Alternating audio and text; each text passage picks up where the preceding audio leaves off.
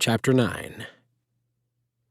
The dough looked just as Izzy remembered, and the smell was heavenly. It had been so long since she'd baked anything, and if her mama were there, she'd be elated. Izzy stopped her stirring in the midst of the massive kitchen. Except her mama wouldn't be happy, because her mama had no idea where she was. She probably didn't even know about Harlan's death. Lula stopped her chatting and laid a hand on Izzy's arm. "Is everything all right? Those rolls smell wonderful, but I'm worried. If it takes this long to bake one batch, you'll never have time to sleep. It takes a lot of work to run a bakery. Are you sure this is what you want to do?" Izzy stepped back from the dough and took in the messy kitchen. The rolls did take a long time between the rising and the rolling, but what else could she do well? Cooking had always been a talent, one she hadn't been able to use since Harlan had been so disagreeable. If she didn't start the bakery, she'd have to go home eventually, and she'd rather pluck every hair out of her head one by one than go home. Conrad strode in the back door and took a deep sniff. The moment he entered the kitchen, she felt his presence, and she reached for her hair, realizing too late that she had probably just floured her head. He strode farther into the room, his eyes dancing. "My, that wonderful smell drew me in from 100 yards away, and through both the patio and the back door." Moretta smiled at her oldest son. "Izzy's testing out some recipes to see if she has what it takes to run a bakery." She hadn't gotten approval from Conrad the night before, but she would repay him for the flour. A bakery was something she could do, something worthwhile. But her doubt continued to whisper in her ears. Harlan would certainly say she had no business running a bakery. She forced herself to look up at Conrad. He had been nothing like Harlan. He had never taken advantage of her when they were alone, or made her feel like the grass on the bottom of his boot. "I don't expect you to just give me your supplies, Conrad. I'll repay everything." If she did, no one could hold anything over her head. She wouldn't be beholden to anyone. "The money is spent and would have gone to waste otherwise, and it isn't like I won't benefit from your baking."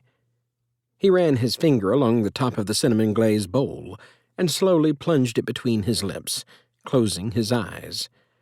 Her heart leapt to life as she watched him.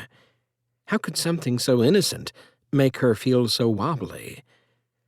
"That's right, fine," he said. His approval sent her spirit soaring. As he opened his eyes, his gaze landed on her, and he smiled, making her wonder if he meant the glaze or her. He'd given her just what she had wanted. She had aimed to please him. "Thank you. I've got a few other things to try. I hope you'll come for supper tonight. We'll be tasting everything after." Moretta piped up. "Yes, tell Eli and Arnold, too. We want as many people to try them as possible." Nathan, Conrad's father, slid in behind Moretta and stole one of the finished rolls that had just cooled enough to eat. Moretta swatted his hand, but too late. The confection was gone in one big bite. "That is, if there's any left by tonight." Moretta laughed as she squeezed Nathan's hand. He swiped it, lifting her arm high and turning her easily in a waltz only the two of them could hear. Distracted by Conrad's parents, Izzy startled when he brushed her ear with a kitchen towel. He'd somehow managed to get just behind her and leaned in. His voice vibrated through her in a low whisper. "Are you sure you want to do this? You don't have to go." That moment, she didn't want to go anywhere. He was so near she couldn't think properly, and his family was so close to what she had always desired, welcoming, loving. "I don't want to go, but I can't stay where I'm not useful." He glanced to the others in the room, then took her arm and led her out of the kitchen. When they reached the hall, he stopped. The space was narrow, and he took up most of it. She flattened herself against the wall to keep from touching him. "What about teaching me poetry? That's something." She couldn't argue that, But he didn't want to learn from her if all his shifting and excuses last night were any indication. "I know poetry doesn't really interest you, Conrad. You don't have to pretend to like it so that I'll think more highly of you." She looked him in the eye to get her point across, because it was so important he believe her. "I already do." Conrad took a deep breath. "What if I want you to do it for other reasons?" He wouldn't meet her eyes. She wouldn't push him to learn to read, but she'd only do it if he really wanted to. Spending the time with him would be far too pleasant to say no. "There are things I don't understand, but I want to. I'm tired of relying on everyone else when I shouldn't have to. Will you help me, Izzy?" His plea broke her heart. No one had ever trusted her so completely. How could she possibly say no when she wanted to say yes so badly? She reached out and touched his muscled arm, so hard beneath her fingers. "I'll help you, Conrad. I promise. Then, when you've learned all you can from me, will you help me?" Her words were small, though she ached to be strong. "Help me to start over. Help me to start the bakery, or find something I can do to be useful. I don't want to be worthless anymore."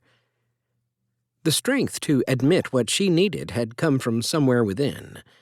She hadn't even realized what she was saying until it was out of her mouth. Conrad leaned forward and braced both of his hands on either side of her shoulders, trapping her in place. Not that she wanted to leave. Her breath caught in her throat, remembering his words from the night before. "Next time you want to spout such hogwash, I won't threaten. I'll just prove you wrong." But would he? She made the mistake of letting her gaze fall to his lips, then back to his eyes as they widened in surprise. He leaned forward, and the heat from him penetrated through all her layers and deep into her. "You aren't worthless, but I suspect the one who told you such is. Or should I say, was." He waited for her to answer, but she couldn't. Even now, saying anything aloud about Harland left her sick to her stomach with fear. Conrad raised a hand and lifted her chin. She held her breath, hoping, wondering. "That man wasn't worth the air the good Lord let him breathe. He lied to you, Izzy." Conrad pushed away from the wall and apart from her. He wasn't going to kiss her, and she felt cold, exposed, and raw without his nearness. "So you won't help me then?" She slid along the wall back toward the kitchen, the bitter taste of rejection a familiar companion. "I'll help you find what you want to do, Isabel, but you've got to find your worth yourself. I can't give that to you." He had called her Isabel. He turned and strode out the front door, but he could have just as well stayed. His words cascaded around inside her, and the more they rang in her head, the angrier she got. Harland had taken more from her than she ever should have let him, but he wouldn't take any more. And if Conrad was there to help her, she could heal and be the woman she was before Harland's poison began seeping into her blood. Izzy stood tall and shoved her way back into the kitchen, so thankful for a big, strong man who threatened to kiss her, but didn't have to in order to get his point across.